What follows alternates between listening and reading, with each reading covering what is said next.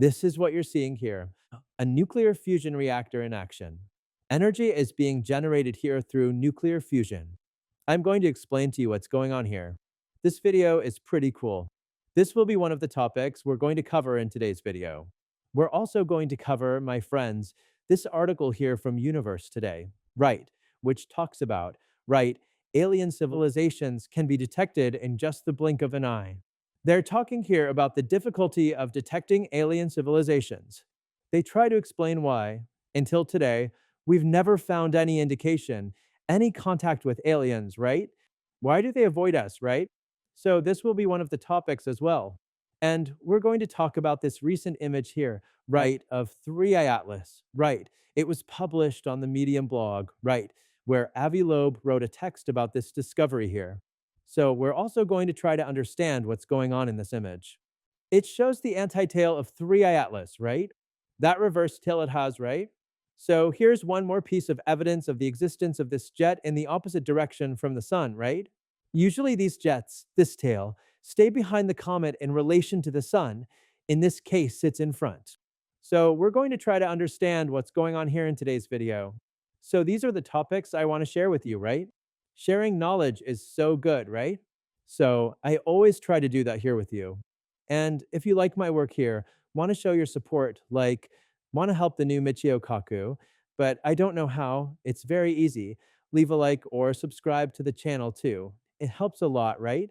Leaving a comment, leaving a like already helps a lot for YouTube to understand that this video is relevant and spread it to more and more people. I leave my sincere thanks to all of you here.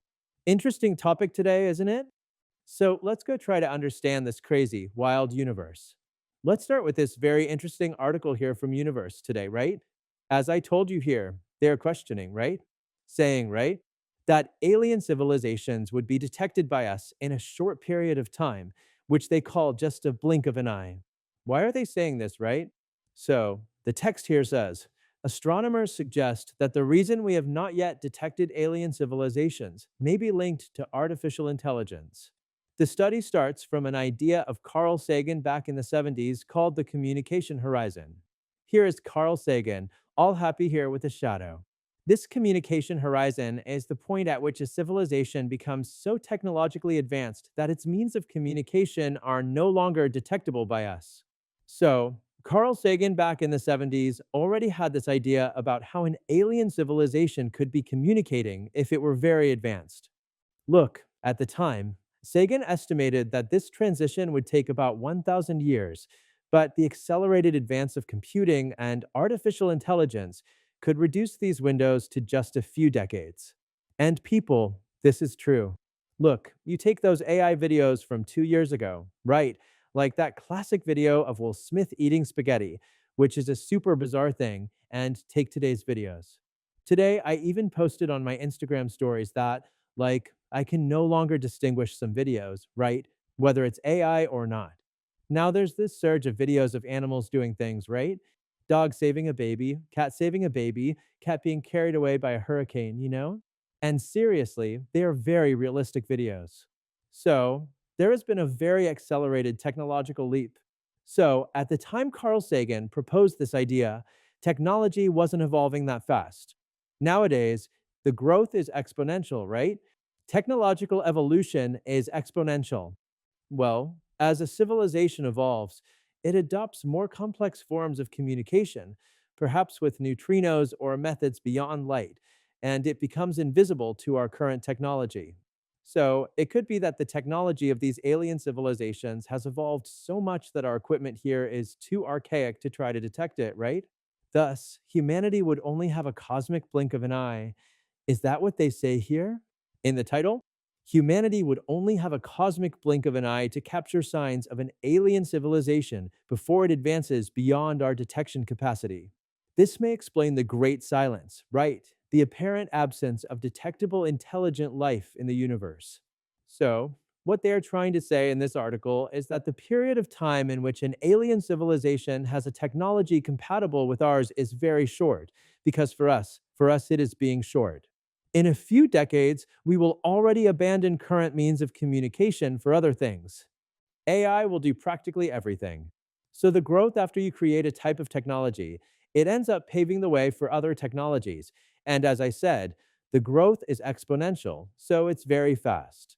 At the time, Carl Sagan didn't have this vision because it was the 70s, it was other things. An analog world, right? So, they say that the moment we could detect alien civilizations with our technology is very brief. So, it will be difficult for us to detect anything because the period of alien technology compatible with ours has to align with our period, right? The technologies have to be in the same era within the space time. And what is the possibility of this happening in a universe of billions of years? So it makes a lot of sense. I found this idea in the text very interesting. If you liked it, right, leave your like, leave your comment if you agree, right? To me, it makes a lot of sense. Now let's watch this very interesting video here that shows a tokamak in full operation.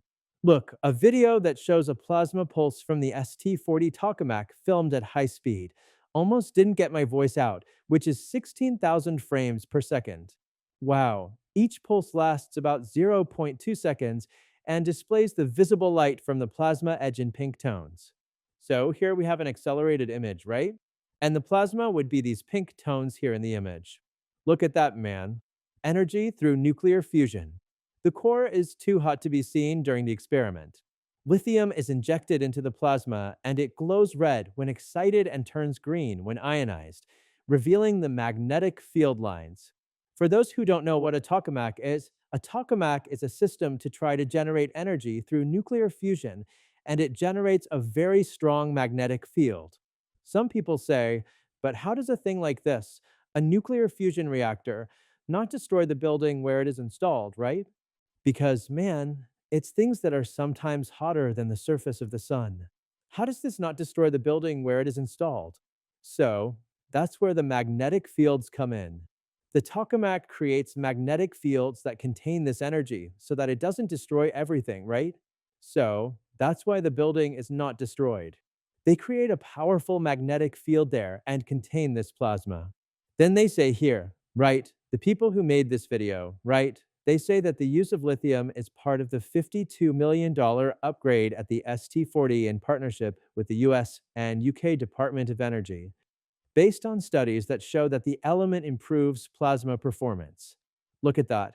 The research investigates the so-called X-point radiator regimes, the XPR and operational mode, right, that can cool the plasma before it hits internal components, reducing wear and increasing the efficiency of future fusion plants, right? As I've said here, nuclear fusion is still a bit complicated because we spend more energy to keep it on than the energy it generates itself, right? The energy spent to keep it running is much greater than the resulting energy from the experiment. So it has to be the opposite, right? The energy generated has to be greater than the energy employed. And we haven't reached that level yet, right? But there it is. Research is evolving. I think soon, right? In a good few years, we will have energy through nuclear fusion, which is a very abundant energy, practically almost infinite for the use of humanity. And I will continue to follow all this research here so you don't miss anything.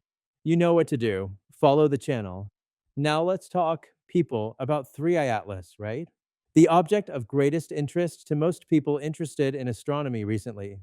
A new image of the interstellar object 3i Atlas captured on August 2nd, 2025, by the 2-meter twin telescope on the island in the Canary Islands shows a faint jet pointing towards the sun, something anomalous. Since the tails of comets, right, the tails of known comets always extend, right, away from the sun, pushed by radiation and solar wind. In the case of 3i Atlas, it has a faint tail towards the sun, right? A tenuous tail. This structure, called the antitail, had already been observed previously by the Hubble Space Telescope. Here is the article that reports that the sun is in this direction here, and here is the antitail, right? This more accentuated light on this side here. And the sun is in this position, in this direction, right, to be more precise. Well, and then the antitail intrigued astronomers again by challenging the expected behavior of common comets. According to Avi Loeb on Medium, particles of the ideal size to scatter light, right, should be repelled, not attracted in the direction of the sun.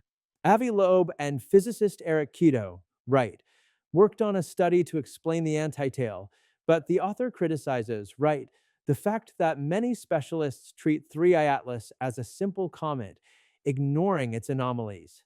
He lists several of them here in his text, right, each of which in isolation would already be extraordinary, right? I'm going to talk here, right? Here it is. I'll show this later. Let 3I Atlas pass by here. So, listing the strange things here, right, that Avi Loeb put in his text. Look, anti-tail facing the sun, much greater mass and superior velocity to other interstellar objects, right? Astronomers explain this because of its advanced age, right? Because it's very old, so it's been accumulating speed. But anyway, it's a strange thing when compared to other comets. Trajectory aligned with the ecliptic plane, right?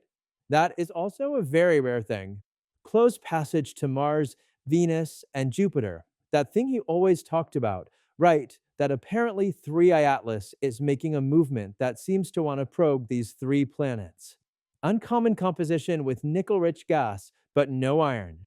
About the nickel without iron. People, there is this article here, right? That was published by the VLT staff at ESO, where they report the detection of iron along with nickel. Here it is, right? In an unbalanced proportion, right? There is much more nickel than iron. But there is iron. The iron is in small change, right? Because it has a different chemical composition and it is less volatile than nickel. So that's why there is more detection of nickel than iron, right? This is not me talking. The article is here, right? So Avi Loeb, I think, forgot to include this here, right, in his list. This observation, right? This update, actually. But anyway, continuing here, right? Avi Loeb's list of the oddities of 3I Atlas, right? Eh, it has low water content for percent, uncommon for a comet. Extreme negative polarization, right? Never seen before, right? Which makes 3I Atlas truly anomalous. That's a fact. And origin close to the direction of the WOW signal, right? Detected in 1977. This here is a big speculation, right? Which we cannot dismiss, right? Because it really comes from that direction. But associating the well signal with 3I Atlas, then I think it was, I don't know, right? I only see him making this association. I don't see other astronomers doing it, right? But anyway, Avi Loeb concludes his text here by pointing out that future measurements, such as possible passages of 3I, Atlas close to the European probes Clipper and Herrick, which I mentioned yesterday here, probably will not detect significant material due to the low density of this gas. He suggests that the scientific community will need to reevaluate the case in the future, perhaps with the help or the risk of artificial intelligences more open to the investigation of anomalies, right? To perhaps use artificial intelligence to review, right? These data and everything else. But there you go, right? 3I Atlas is really a very strange object. That's a fact, right? And we'll keep following it, right? There will still be images from Hayabusa 2 that will bring an image. We believe it will bring better images, right? Than even the Hubble image because of the proximity it took the images. At this moment, the images are being processed, the data is being processed, but I think soon we will have this data here for us to observe and understand what is happening with this 3I Atlas. When this Hayabusa 2 data comes out, I'll bring it here to you. To not miss anything, subscribe to the channel. And I want to bring a new feature here on the channel now, which is to bring some comments, right, from you who are always here participating in the videos, right, and giving your support and everything else. So I decided to bring some comments that you send at the end of every video. At least I will try to do this with a certain frequency. So the first one I'm going to show here is this one from our friend. Where is his name? It's Richard Hector, right? So he said here, great content, it's explanatory, criticism is part of it, because I always see people complaining instead of taking advantage of the synthesis that the channel brings. Criticizing is easy.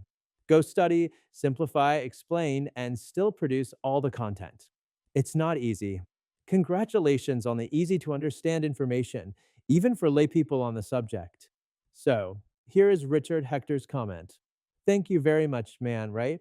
Criticism is really part of it, right? There are people who sometimes get upset because I end up not saying what they want to hear, right? Like maybe keep saying that 3I Atlas is a spaceship. And we have to be cautious when talking about these things because we are not sure. Even the question of the comet, some people say, the SH always gave 100% chance of certainty that it's a comet. I never said that. Find a clip where I gave 100% certainty. Send it to me because I never said that, even about the comet. I don't say it's a comet, right? So, since I started addressing this topic here on the channel, I've always said, guys, it has a higher chance of being a comet than anything else, But there's a possibility of it being something else. It's different. Okay, so thank you very much, Richard, for your comment. So, I'm going to start doing this, people. Whenever I can, I'll bring your comments here, right? You who are always supporting, right? Because man, we are a community and I feel very happy to have you here always supporting me. This is very important to continue doing this work here on the internet, right? Sometimes there are people who really are a bit heavy-handed with criticism, right? It ends up going to the personal side. This ends up discouraging us. But your comments, the people who are always supporting, are what give us the energy to continue doing this here. Okay, so that's it. I'm signing off with this video. A big hug to you. Bye.